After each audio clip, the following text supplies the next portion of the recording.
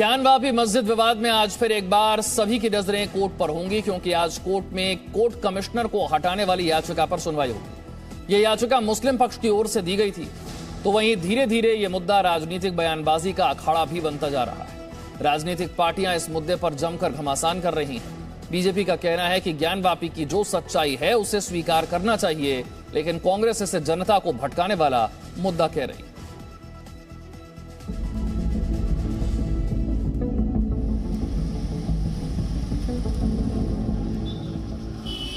वाराणसी की ज्ञानवापी मस्जिद परिसर में सर्वे पर माहौल गर्मा गया है।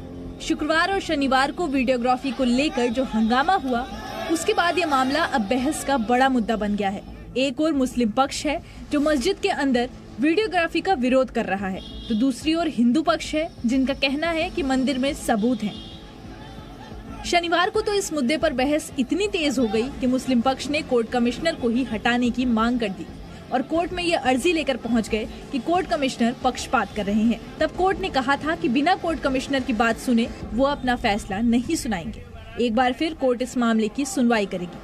विवाद को देखते हुए ज्ञानवापी के आसपास की सुरक्षा भी कड़ी कर दी गई है, लेकिन इस मुद्दे पर राजनीतिक बहस भी तेज हो गई है। शनिवार को AIMIM के अध्यक्ष असुद्दीन ओवैसी ने कोर्ट के सर्वे के फैसले पर सवाल खड़े किए थे, तो जवाब में बीजेपी ने कहा कि सभी को सच्चाई स्वीकार करनी चाहिए। औरंगजेब का जो क्रूर कमनल करतूत था, या जो क्रूर कमनल करतूत थी, वो इतिहास की हकीकत है और उस हकीकत पर हाहाकार से फायदा नहीं होगा, बल्कि उसे स्वीकार करने से समझदारी होगी। तो वहीं केंद्रीय मंत्री SP बघेल का कहना है कि मंदिर पर कब्जा किया गया है और इसकी सच्चाई बाहर आनी चाहिए।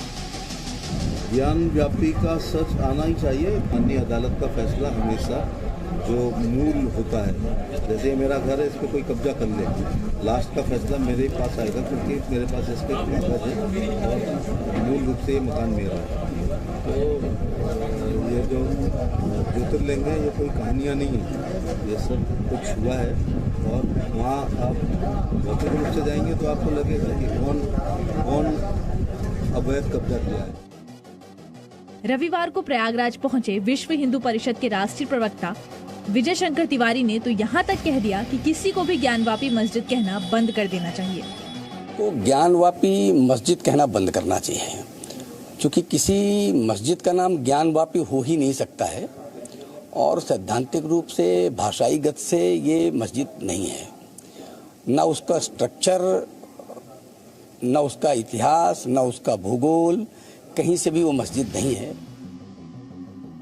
पर विपक्ष का आरोप है कि बीजेपी लोगों को मुद्दे से भटका रही है।